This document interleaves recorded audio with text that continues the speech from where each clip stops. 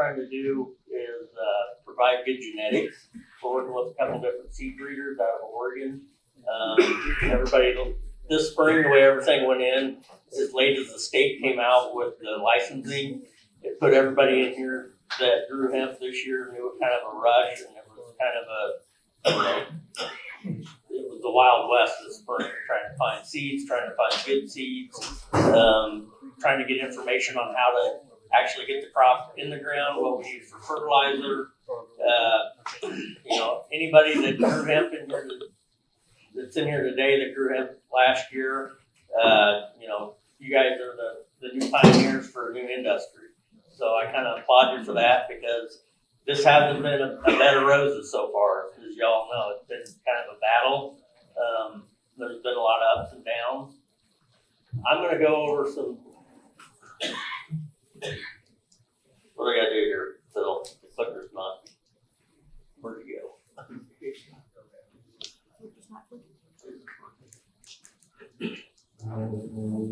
Let's see if I can. Battery crap on? It's not working, so I don't know which key to hit.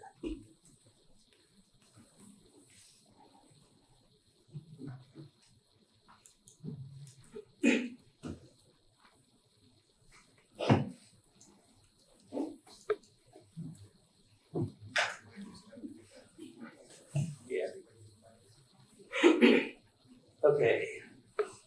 This is back in 2018, the very first year we started with the research project with WIU. And at that time, this was brand new. We were one of two people that were granted permits in 2018. And the other group that went through WIU, they didn't end up with a harvested crop. They had some wind issues that came in August, September timeframe and pretty much wiped out their crop. But the data that we got off the first year was pretty important, because there's basically two ways to, and we all pretty much know this, there's two ways to put hemp in the ground. You can either direct seed it, or you can transplant it. When we did our direct seeding the very first year, we had very poor emergence. And we had plants that came up within 4 or 5 days, and we had plants that were still coming out of the ground 3 weeks later. And we didn't know if it was because of something we did, it was because of the seeds. The germination was good on the seeds. We never did a germination test on them. It came back fine. But what we learned over the last year, and this is kind of what we found out we found out this a little bit last year when we were doing growing indoors, is what we think is going on is when the soil temperature gets above 85 degrees on hemp, that it doesn't like to germinate. And I think that's because it's Mother Nature's way of saying it's too hot, too dry. I shouldn't let my offspring grow at this time. And it reflected there, as you can see in our stand. These would be the plants that were up in 4 or 5 days, and then the smaller ones were the ones that emerged later. And anybody that transplanted this or did direct seeding this year, I don't know if you had the same results that we had our first year. These little cups are all places that we did a transplant. And we took great care to make sure that the seeds went in the right depth and that they had plenty of moisture to germinate from. And they still had very poor emergence. So that's what kind of led us back to the ground temperature being an issue. This would have been planned, this is July 18th, but I think we started about June 14th in 2018. So this is what we're up against. We all know that when hemp plants are in the vegetated state, they're getting bigger and bigger and bigger. So you don't want to put your plants out in April, because they'll be as tall as the ceiling before they go into flower. And they're likely to have wind damage or issues like that, just breaking themselves off. I know a few guys that planted earlier this year. Everybody, the way the spring was around Roseville, it rained every day in May. So, but there were a few guys that got plants out in May. And then by August, I was getting phone calls from these guys saying they had 9-foot plants and what to do. And I said, well, you might want to go start doing some trussing or something like that. So the problem we run up against is planting in June, and we're working with a plant that we can't use any herbicides on. So basically the only techniques, unless you're using a cover crop of some sort to keep your weed pressure down, is to do some type of tillage practice. And this brings us to the next problem that you have. Unless you have overhead irrigation when you're going into direct seeding, especially in our area, if you work the ground down a couple of times in the spring, and then by the time June, if you haven't had any timely rainfalls, you've lost the moisture in the germination layer on hemp because you plant it so shallow. So you can see this is kind of what our field looked like. This was in August. Pretty spotty. This was the very first year that we did it. We were learning stuff every day. And as y'all know that grew hemp this year, that for the first 4 to 6 weeks, it doesn't grow very fast. And I remember walking out and looking at this field thinking, man, I'm not a hemp farmer. This just doesn't look good. If you look at that, that's August 10th. And then that's what it looked like September 1st. And then I'm thinking I'm the best hemp farmer. At this time, the best hemp farmer in Illinois. But then it was an amazing plant. That very first year, it was just every day you'd come out there and you'd see how much that plant had grown. And it was pretty amazing. So September 3rd, this is October, they're well into flower. This is about the time we took our last test send in. We had good results. This is a good genetic strain of cherry wine. We had great results with it for anybody that planted. The seeds that we produced out of these plants this year, they were unfeminized seeds, so you have to cull the males. Other than that, we had some people that hit 18% out of this strain, which is pretty unusual for cherry wine to go that. Harvest, first year, cut everything down by hand. You guys have all done your harvest this year, so this is probably nothing new to you, but when we realized the first time we went out with a corn knife and tried to whack down a couple of plants, we just looked at a chainsaw and made it a lot easier. This is plant spacing. I know a lot of you guys that grew this year, you go on a 5-on-5 grid, and when you're working with a light sensitive plant that tends to get bigger, you want to keep your spacing out, because if you get the plants too close together, you end up with, when they grow together, you end up with just nothing but stalks and stems. And CBD production, that's not what we're after. We want the flower in the For light sensitive, for these bigger strains, the ones that get like Christmas tree, we were on a 5-on-5, so which seemed to work out pretty well. Some guys don't like that. Some people want it to canopy completely so that they don't have to worry about weed pressure. From going around the state and doing these talks, people call me up. There's no perfect way to grow hemp. However you grow it, and if you end up with a good product at the end of the year, I think you did it right. So it's just there's 100 ways to skin a cat. We did the cut, hang, dry. We renovated, or we just kind of brought an old corn crib out of production. I know a lot of people this year, the harvest, once they got to that point, then everybody was kind of, okay, how am I going to do this? Because it's labor intensive doing hanging and drying. If you're going to be doing for smokable flower, I would recommend this is probably the best way to do it, because you end up with the best quality bud that you can get out of it. Those are some of the seeds that from last year. We did a lot of growing indoors last year. It was so new. We were the only ones that had a license. So we had a lot of people that came out to the farm, and we're trying to educate them on it. A bunch of different strains that we got our hands on last winter, and we're just trying to grow them in the indoors to kind of see what characteristics that they were presenting. This year, the first year we planted, we direct seeded everything. So this year when we went, we tried to go use some of the proven techniques to use in Colorado and Oregon, as far as using plastic molds with irrigation drip line and then doing transplants. So that was our game plan for this year. And what I wanted to do on our farm is kind of compare the difference between doing it this way, which is very expensive. Y'all know if you bought seedlings, they're expensive. The irrigation, the plastic's very expensive. And our thinking is it's kind of an insurance policy when you do it that way, because you're pretty much, kind of bulletproof your crop. This is a little planter that we came up with last spring, and it actually worked pretty decent. We planted about 50 acres of custom work for people. I don't really want to do any custom work with this next year. We're looking at a lot better planter. It's got a good track record in planting hemp. We're hoping to get it ordered hopefully within the next week or so, and that's going to set us up to be able to do custom planting for people. We'll be able to plant on a 36-inch row if you're going to go with like an auto flower, or we can go out to a 72-inch row if you're going to go with a light-sensitive strain. The greenhouse depends on how you want to do it. If you're going to be doing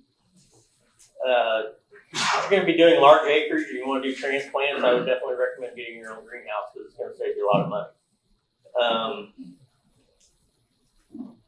We put this up in May, which rained every day in May, so it was kind of our battle trying to get this up. We wanted to get basically as soon as we had the greenhouse up, we had the electricity to it and the water, we started loading flats. And we did about 100,000 seedlings in the greenhouse this spring for transplant. We did 15 acres that we did underneath the mulch and irrigation drip line. And then we had 2 acres that we did that was strictly direct seeding. And the direct seeding aspect, what we're trying to play around with was different tillage techniques. Part of the very first stuff that we put in, we ran the field cultivator over it just like we would any other corn or soybean crop. And then the next area, the direct seeding, we rototilled it. And there was some ups and downs to both of those. These are our plants. These are the very first plants that we started out. You kind of tell the difference in the height. We started all of our plants out in different segments so that they wouldn't all be ready at the same time. These plants actually got too big when it finally did dry out and we started to go to the field. This is one thing that we learned, especially on transplants. There's different types of transplanters. There's a water wheel transplanter, which basically just put the hole in the ground and then you place the plant and cover it up. Our transplanter had a cup that opened up, or poked a hole through the plastic, opened up, dropped the plant, and then it had press wheels that came in behind it. And the problem that we had with the plants got too big was a plant that tall would hang up in the cup and would not clear it, and it would cause issues. So we fought this. These were the plants that we very first started to plant, and on probably our first 6 or 7 rows, we had tons of skips and blanks for the cups. And the guys that were riding on the transplanter, this was their first time trying to learn it. By the time we got done with the field, everybody had the skill set, so that we didn't have very many blanks. But it was the issue. This area is the 15 acres, and this area is the direct seeding. And our irrigation line, we ran up from the creek, and there's a head section in there that runs across the field this way with a manifold, and then the water ran both directions. This was our first attempt at doing any of this type of farming. We've been basically a row crop corn and soybeans farmer for most all of our career. So there was a lot of things that we learned while we were doing this. There's the transplanter. This is a good shot of plants that got too big. So one thing that we learned last year, if you're going to be doing transplants, and this spring was a battle just because the weather was so uncooperative. People, if you weren't starting your plants yourself and you took plants or seeds to somebody to have them start, a lot of people ran into problems with the plants getting too big. And when they stretch out like that, it's hard because once they get out in the field, they're susceptible to the wind. So what we found last year, what we think is the best method to do it, as soon as you can pull that plant out of the cup and the root system holds, it doesn't matter. Don't look at the height of the plant. It's just that root ball. That's the important thing. And what we saw was the smaller you can get the plants into the ground and transplant it seemed like they did the best. A couple other things that we learned: if you're going to do transplants on large scale, I would definitely recommend having a tractor that had auto steer on it. The other issues that we had when we first started out, we laid our drip line way too close to the center of the plastic. So the first round that we made, we were actually hitting the drip line with the cup and cutting it. So these are, just things that if anybody's going to try these techniques, I'm trying to tell you some of the problems that we had that hopefully you won't have them. So what we did was basically, this is when we actually got out in the field, and you can see how the plants are offset in the plastic. We just set the GPS play over about 3 inches from the center, and that's how they went down through there. The other thing that we learned last year was when you're doing transplants, we had a lot of guys around here that were doing transplants also, but they weren't using irrigation. And one guy, his transplanter was set up. He could put about 10 to 12 ounces of water on each plant and put them into the field. And he was getting along great. And about 4 days later, we hadn't had any rain or anything. Everything started to wilt. So if you are going to do transplants without irrigation, a drip line, you have to have some method of getting water on those plants in the first 10 days to 2 weeks until that root system gets established into the soil itself. Now, whether Mother Nature gives you rain or whether you got to go out there and try to figure out. But I guess the point I'm trying to make is you can't do the transplants without having to really worry about irrigation on them. It's just going to be for the first 2 weeks that you're going to have to, until that plant gets established. Our irrigation method, we'd never ran irrigation before, so it was new to us. We went to an irrigation company. They drew us up a plan. We did it pretty simple. We tapped into the creek. We did a water analysis on our creek. The thing that you got to watch out for on drip irrigation is high calcium in the water, because that will plug up the emitters in the drip tape. So our water down here was pretty good shape. We just trenched in a water main, went up to the field, a 6-inch water main.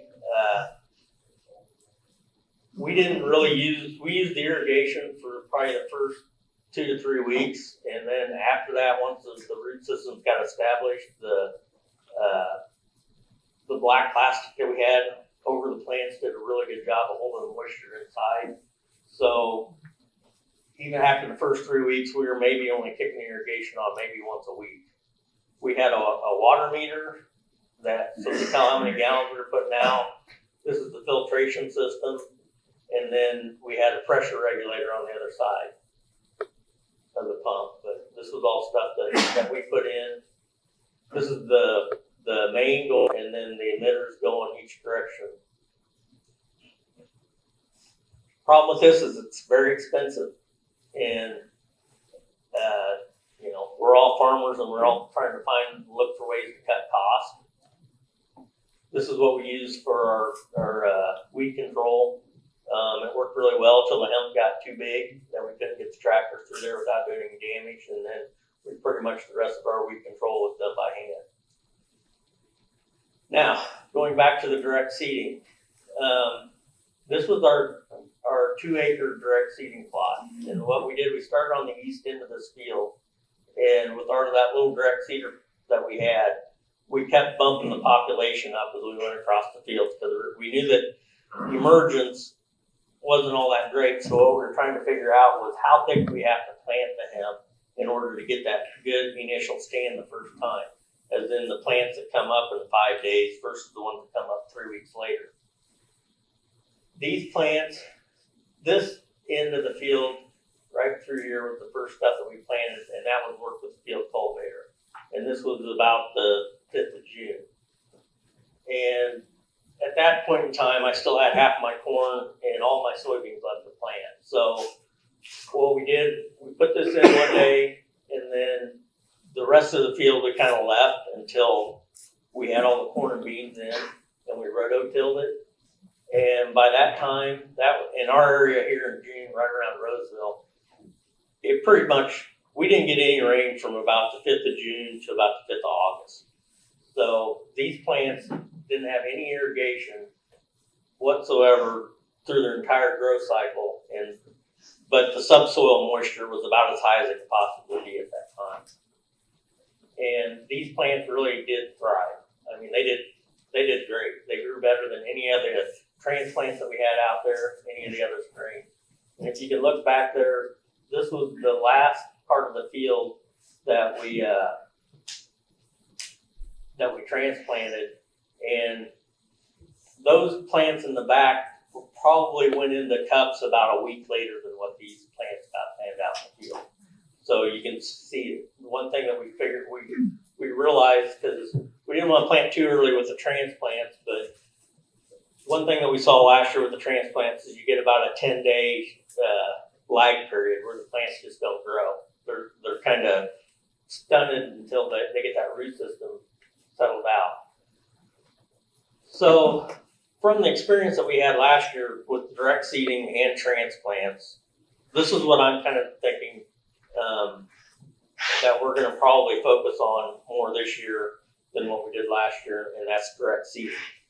And what we're going to try to do is, with the autoflower strains, the autoflower strains, they're a lot smaller. They only get about 3 feet tall. You can move your row spacings in to 36, 30-inch rows. You've got to bump up your plant population. So you're going to be planting more like 10,000 seeds per acre instead of 2,500. I was out in Oregon twice last summer. I saw fields of autoflower.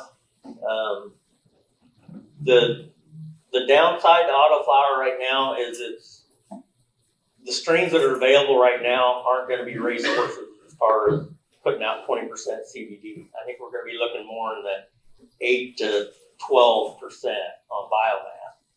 And these guys over here, they're going to talk about it later. They can give a lot more information on it. But so when we go with the autoflower, hopefully we're going to be able to plant this in May when we don't have to do the much tillage to get the ground. Hopefully we're going to have better germination moisture in May, and we won't have to worry about the plants going into veg and getting too tall. And the other advantage, the method that we used, and I'll get to it here, on our harvest is we laid the plants down with the disc mower and let them field dry in the field. And then we picked the plants up and ran them through the combine and basically shucked them with the combine. These are some pictures, just some general plants. A good idea how the drip line irrigation, the emitters, they were set up on I think it was 2.5 foot emitters. Worked really well. This is probably, I'm going to guess, 3rd week in July. We can see our weed issues that we had last year, and this field was the year before was a non-GMO soybean field, and it was a pretty clean field last year, but morning glories and water hemp were our biggest issues that we had for weeds. There's how many people had plants that looked like that last year? Yep, about everybody did. We still don't know what it is. I've had people say it's a virus. The universities told me that they think it's just a genetic mutation. Each one of these that I go to, and somebody else was talking, they've got a different reason for it. Indoor growing. Okay, after we got all of our plants out last summer, transplanted out in the field, the next batch that we started in the greenhouse was for smokable flower. And we started these plants probably towards the end of July is when we actually seeded them out. So in order to keep the plants in veg, because at that time, our light sequence was going to tell the plants to go into flower. Real simple lighting. It doesn't take very much to keep a plant in vegetative state. So this is basically, we had these lights set on timers. They kick off about 11 o'clock at night. And that kept the plants in veg until about the 1st of September. And that's when we shut them off and let the plants go into flower. One thing this is our first year doing this, and we started these late and thought it'll be all right because, our plan was we'll get done with the harvest in the field, and that'll be about the time that the greenhouse is ready to harvest. Some things that we didn't realize because it was our first time doing it was that when the daylight hours are getting shorter, it took a lot longer for these plants to go to maturity. So, and that took us into December, and that took us into having to heat the greenhouse.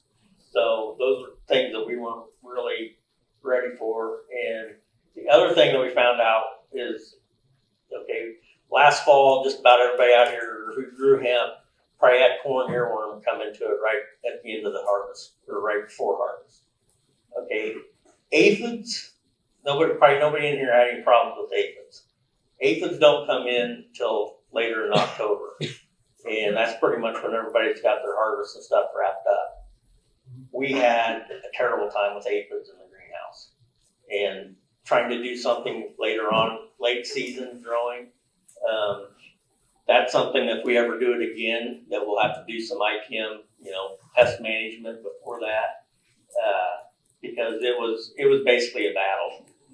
We were trying to get, we brought in other insects to help control it.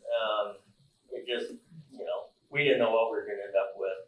So the flower that actually came out of these plants had a good CBD rate, but I don't know if I'm going to classify it as good smokable flower. So what we'll probably end up doing is running it through our extractor on the harvest. We laid all these plants down with a disc mower, and we took a combine, this is the mid-90s vintage international combine, and we did modifications to it where we were basically running the plant. Once the plant got dried down to about 15%, we could run it through the combine, and it would pretty much shuck it. It would remove the flower and the leaves from the stalks and stems, and it worked pretty well. The biggest hurdle that we had was trying to get the hemp to dry out in October. And I was worried about this because I know a lot of people out in Colorado use this method, but their humidity levels are so much lower in Colorado than what ours are in October. I was worried, and it was a battle. Some of this stuff laid on the ground a lot longer than I wanted it to. We didn't know what we were going to end up with. We were losing CBD as it was laying on the ground. And this is where I think the autoflower is going to come in and kind of solve the two biggest problems that we have as far as planting it early, getting a good emergence. I think if we can take an autoflower plant and plant it in May, it's going to be mature in about 75 days. So that means we're going to be able to mow it in August, September timeframe, let the plant dry down in the field, and then be able to run it through the combine. And once we ran through, we've been extracting for, probably about 12 weeks now. And we really don't have to do a whole lot to the hemp after it's run through the combine to run it through the extractor. We're basically grinding it down a little bit more through a hammer mill. And so my line of thinking is if to do large scale hemp production, which I'm talking right now, large scale anywhere from 10 to 100 acres. So I'm leaning more towards the autoflower plants where we can plant that in May, have the hemp harvest wrapped up and done with before we even have to start our corn and soybean harvest. We can use Mother Nature to dry it, because anybody that's got a drying that took hemp someplace to be dried this year. It's expensive. This is how, after we ran the plants through the combine, the plant material basically went straight up into the hopper like corn or soybeans would. And we removed the cross auger shields in the combine, but the hemp would still bridge over. So basically when we went to unload, we had two guys on top of the combine with basically a piece of PVC and just kind of knocking the hemp in it. It went through and it wasn't any problem. And at this point in time, the hemp's probably running about 15% moisture, which is still a little bit wet. So what we did, we took silage wagons and we put an aeration tube inside there and then hooked a vent fan up to the end of it. So we could fill the silage wagons up, take them up to the shop, plug them in, kick the air on for however long. Usually it was maybe a day and a half or 2 days. And we'd have the hemp down below around 12 to 13% moisture. So this is kind of using equipment that's readily available around here in this area, in the Midwest. Silage wagons you can buy pretty reasonable at farm sales. The other thing that worked out good was after we had the hemp dried, we could load super sacks straight out of the silage wagon. Just have a bag underneath there, kick the PTO on. We'd have two guys kind of packing it as it went in there. One wagon would hold, the way we had it, would hold about 15 to 20 super sacks. Every time I do one of these talks, I want to reach out and thank WIU for giving us the chance to get started in this industry in 2018. Even at that time, they were pretty apprehensive about doing anything. At that time, their stigma was still there. They didn't want to get classified as the weed school. So that's what's been. This is just a map. I think Phil might have had it up on his, but this is where hemp that was grown around the country this year. And I've said this before, but I wish I had a crystal ball so I knew exactly how this industry is going to go. I know, in my personal opinion, I think CBD is going to be the stepping off point, but I think the fiber is going to be where it ends up. This is one of the other seed breeders that we're using is Phytonics, and this is just some stuff that pictures of some of their strains that they've had out in Oregon. If you guys are looking for seeds, get a hold of me. We're ready to start putting orders in. We should be able to, what we're hoping to do is do custom planting with transplanters, custom planting with direct seeding, having clones, seedlings available. Basically what we'd like you to do is come to us, sit down. We'll kind of get a plan set up for you as far as how you want to grow hemp next year. If you go to our website, you can get the list of strains that we have. Phytonics is going to have, they've got some CBG strains available too. So with that, I'm going to open it up. Anybody got any questions? Archie? Now, some of the other states have been doing this for several years. Are they able to use the same plot of ground without running into monocrop problems? This is, I just kind of learned this a week or two ago. I was out in Kansas City doing a talk like this for the Missouri Hemp Association, and they had a grower out of Colorado that he'd been growing a couple years, 2 or 3 years longer than what I had, and he was actually recommending to plant in the same field. And he said one of the reasons for that is hemp will soak up heavy metals. So there's a lot of EPA, they want to use hemp to clean up where there's been spills. They're talking about planting it or at some of the nuclear facilities, Chernobyl, planting hemp. So his recommendation was actually if you keep the hemp in the same field, you're less likely, you're going to run out of heavy metals. And since a lot of people are using this for CBD and stuff like that, you know, heavy metals isn't really anything any farmer in Illinois tests their fields for. You know, other than, I think where you might have an issue is if, you know, just a couple generations off the farm when, you know, maybe grandpa dumped oil out in the driveway and stuff like that. You might want to try to avoid those areas. But he acted like he was pretty favorable in putting hemp straight back into the field that they pulled out of. Another question was on that, when you're using the plastic out in there and stuff, is that really biodegradable enough or whatever? We'll find out.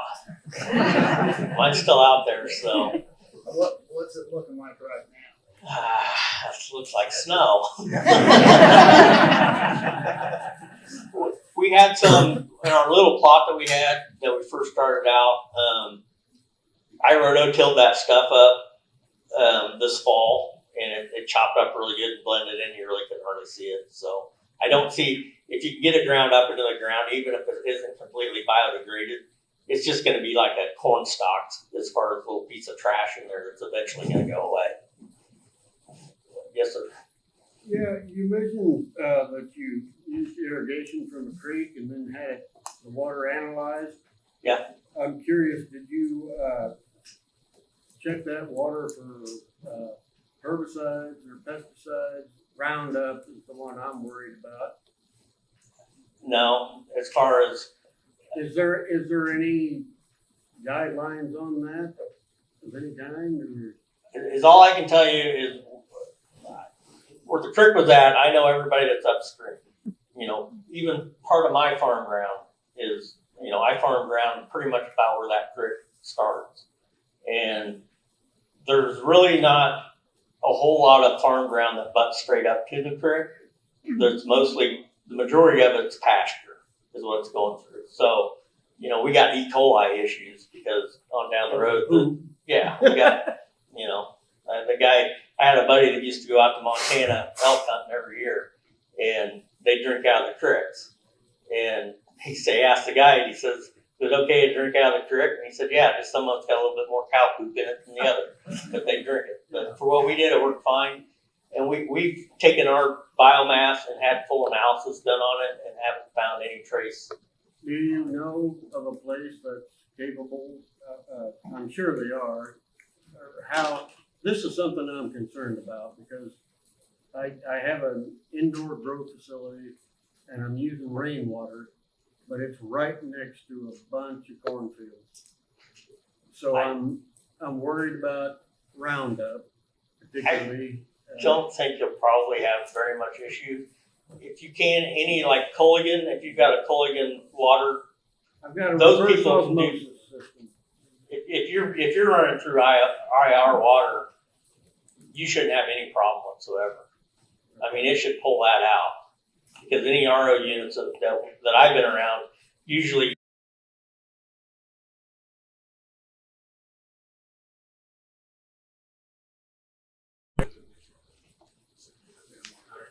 Yeah, we're going to go with autoflowers and plant in May instead of having to wait till June. It's probably going to be around 10,000. Yeah, the autoflower seeds are a lot cheaper. They know that because they got to bump up the population.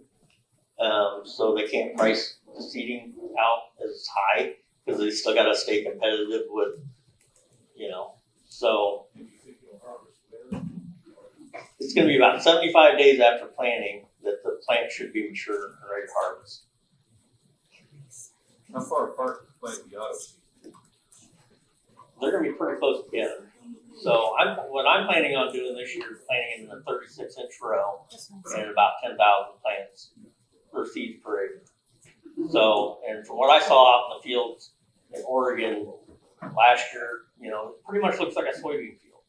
They're about that tall. It's kind of one big cola that comes up. 10 inches apart? Pardon? 10 inches? Yeah, pretty close. I haven't sat down and figured out the exact spacing on 30-inch rows. Yep. All right, one more.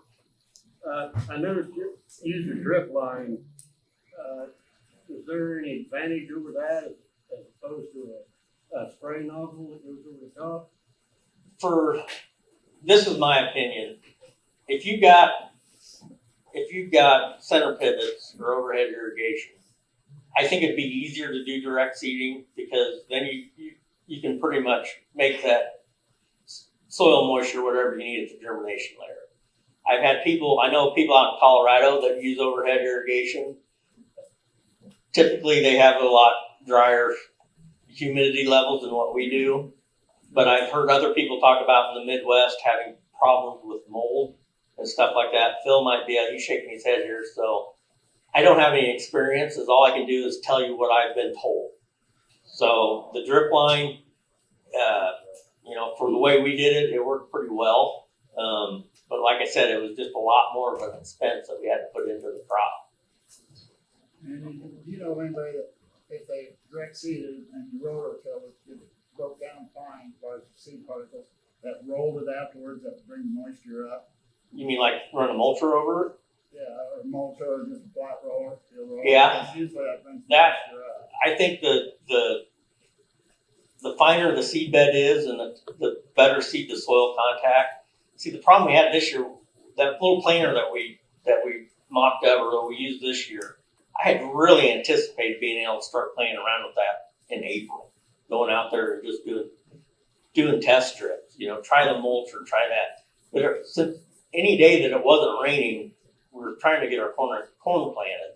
And then by the time that it did finally dry up, when we were headed to these guys' place and we were slapping the markers on that planter and they were still hot from being welded together, and I don't know, they were the very first. You guys got along pretty good. Yeah, it was patchy in spots where the wet spots were because we had a rain come in after that. But yeah, it looked like what your pictures looked Yeah. like. What's your average yield on an autoflower though? Well, out there, from what I've been told, is you're supposed to get somewhere between 300 and 3,300 pounds per acre of biomass. For what, 10,000 plants? What's that, 3 ounces a plant, something like that? Probably. These guys know a lot more about autoflowers. They're going to come up here talk when we get done with lunch. So, they're more of an expert on it. I've been out in Oregon. I've seen their fields, so I know what they look like. That's what gives me a lot of confidence to want to try to do it that way this year. So So do you think being that autoflower that close to plant and having a fungus when it gets to the flower, and that time because you need more air to keep the fungus away? the way the autoflowers work, they're pretty much one cola that comes straight up, and then they just got some kind of branch roots. So it's not like they're, even though they're that close together, it's it's kind of like a fence post, really close to what the field looks like. No, they're not branchy, they're not bushy, they're just kind of a straight up. Can you get 2 crops out of the autoflower? You can. That's one of the other qualities to it. But in my position and where I'm at, it's going to work out good because I should be able to get my hemp crop in. I can plant it after I'm done with my corn and soybeans, and I can have it all wrapped up before I start my corn and soybean harvest. I'm not going to try to double crop, but if you guys want to try it, go ahead. So, yeah. I'm sorry, I couldn't hear you. Are you doing your own extraction? Yes. What kind of extraction? We're using an ethanol extractor. Our extractor's pretty small, and basically for our business model and what we're doing is we're extracting down to crude on our farm, and then we're taking it to a bottler in Chicago. And basically, we're taking our crude, they're taking it on to distillate, and then bottling it and labeling it for us.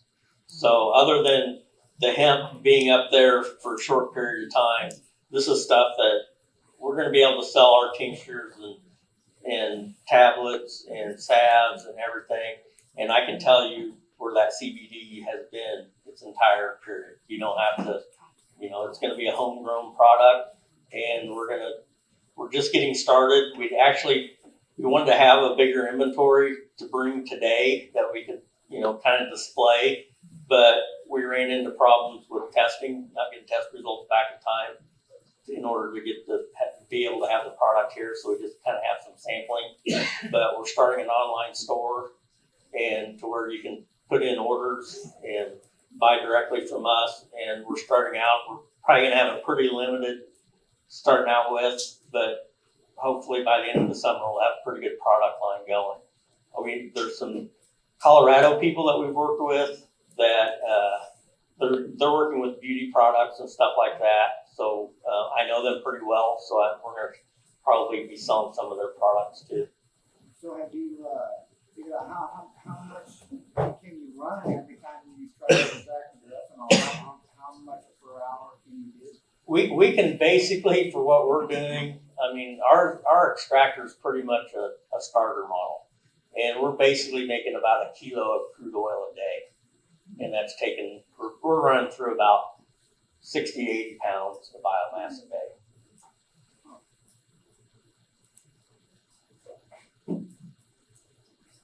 Yeah, okay. So, when you're running, when you're harvesting and you're using all of your, you know, combine and your hammer mill, don't you run a risk of heating it up and decarboxylating it? No heat. No? No. I mean, Through the hammer mill, no heat? no, just not. Running through the combine, okay, for a high quality, you're losing some quality running it through the combine. And, you know, you're gonna lose some of the terpenes and stuff like that because you're beating the hell out of it, is what it boils down to.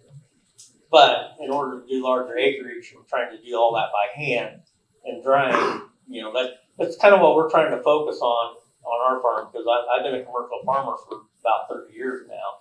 Is we're trying to mold techniques that I know to get this industry where it's more mechanized, so that we don't have to rely on so much labor. Because right now there isn't a whole lot of available labor anywhere in the United States.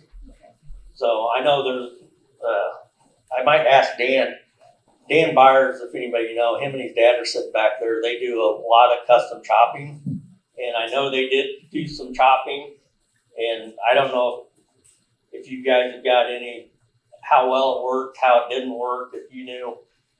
And they took it to a dryer to be dried. Have you talked to him after that and seen how they got along with that, if everything worked out good? Yeah, as far as I know, I saw them down in Springfield at the Hemp Summit there in December.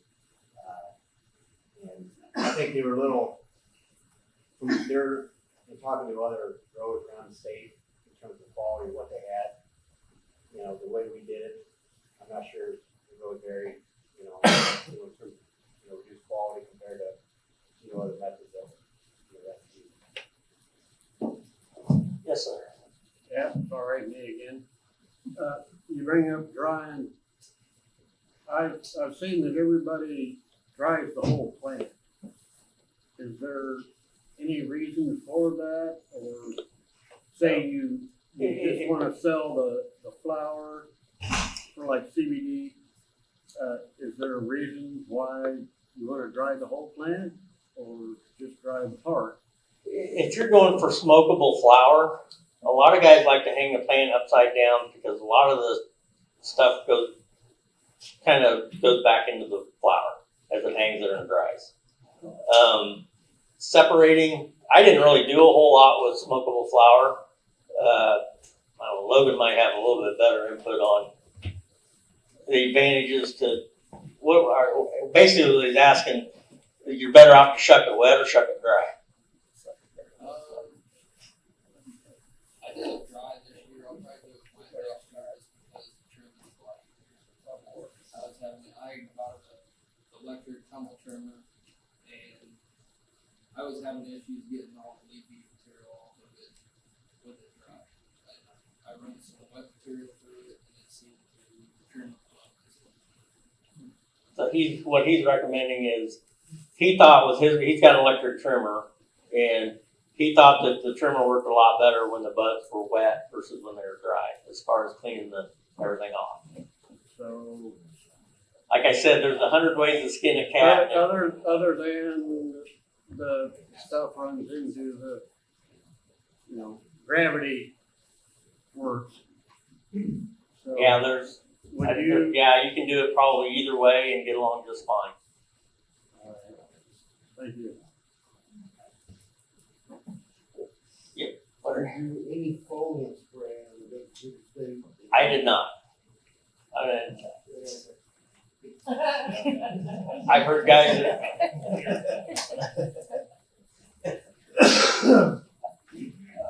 I know, Larry, I know you direct seeded on yours, and I know you hired somebody to come in and do it for you. What would you say your your emergence percentage was with yours? 36%. And this was with about a $200,000 plant, right? Yep. So you didn't fertilize at all? Or? No. We're just talking about direct seeding and emergence. Oh yeah, I fertilized.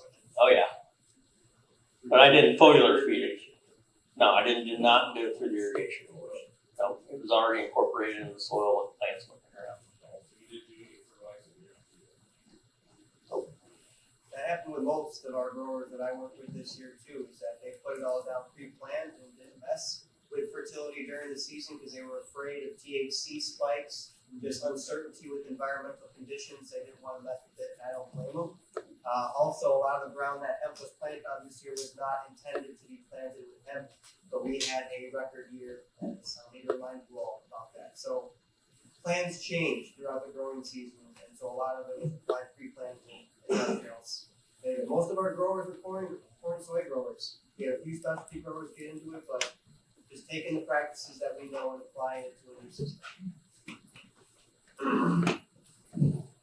Could you explain the difference between smokable flower and biomass? What's the distinction? Okay, biomass is pretty much what I classify would be strictly for extracting oil from. Okay, smokable flower is for basically for rolling up and smoking like you would marijuana. And I've been in the medical marijuana business since when Illinois started. And when we opened up the doors down in our dispensary back in 2015, I had very, very little experience with marijuana, and most of the people that were working there had very little. It was a brand new deal to us. But what opened my eyes up was what the patients looked like 3 months after they first got on the program. It was amazing. And we were selling some CBD products in there that just the tinctures like what you see, but all that stuff that we were getting back then, it was hardly heard of, and everything that we were getting was coming out of China. And people kept coming back in and were buying the CBD products. And we're sitting there like, this is kind of brand new to us. It was a little bit eye-opening to me, but I've told this story several times. Some of you may have heard me tell it before. But on our very first day when we opened up the dispensary there in Canton, one of our very first customers was a guy. He came in, he's probably in his mid-40s, and he had MS. He'd been a conductor on the railroad, and he had MS for 9 years. So he'd gone through the same, gone to the doctors, did the normal, typical therapy that the doctor recommended. First day he came in, he was in a wheelchair. By Christmas time, he was coming in with a walker. By Valentine's Day, he was coming in with a cane, and by that spring, he was walking on his own. And this is after he had MS for 9 years. And his physical therapists were utterly astonished at the progress that he made just from getting off of the medical marijuana program. So we did from our dispensary and the marijuana groups here in Illinois, we did a lot of lobbying and stuff like that. And we took him down there for lobbying day just so that he could talk to the lawmakers and, show the difference. And we've had people, you're issued a medical card to get into the dispensaries. And I've had several people on Facebook, they'll show the picture of them of their very first card, and then when they had to renew, the next picture, and it's unbelievable how much better they look. So we had people that come in that had fibromyalgia, and if you're not familiar with that is, it's a nerve disease that basically your body's saying that it has pain when there's no reason to have pain. So these people have a hard time sleeping. They'll be tired, they'll fall asleep, they'll get about 3 hours of sleep, the pain wakes them up, they've had 3 hours of sleep and they can't fall back to sleep. So that was the other thing, the fibromyalgia people that came in said, I slept for 8 hours straight for the first time in 4 years. Well, you know, just think how we are if we don't get a full night's sleep every night, and you take that, adding on years to that, and what that does just for your attitude, your health, you know. I'm the kind of guy that I need my sleep, and if I don't get it, I get really grumpy. So people are like, yep. What was the THC content of that? Because you said that was in the dispensary you had set up, right? Yeah. So the THC was about the 0.3, right? Oh yeah, well, this stuff all the way to 30%. Oh, wow. No, yeah, this is marijuana. This is dispensary that I'm talking about. Yeah, because we were selling tinctures to start out with, and we didn't know very much about them, and everybody that bought them came back and was buying more. And and they had access to THC products, but they liked the CBD, strictly the CBD. So that was really eye-opening to me. So then when I was out in Colorado and first learned about the hemp strains that they crossed, you know, taking the marijuana down, that's what really got me intrigued, because CBD works. It's not a snake oil. I have had countless people come up and tell me about family members or their own personal experience that they've had that, you know, that normal going to the doctor just didn't help. And so that's what gives me the most optimism about this industry and getting into it, is that the health benefits are there. There's been very little research done on it because of the way the government restrictions have been. But I think on down the line, we're gonna learn a whole lot about this plant.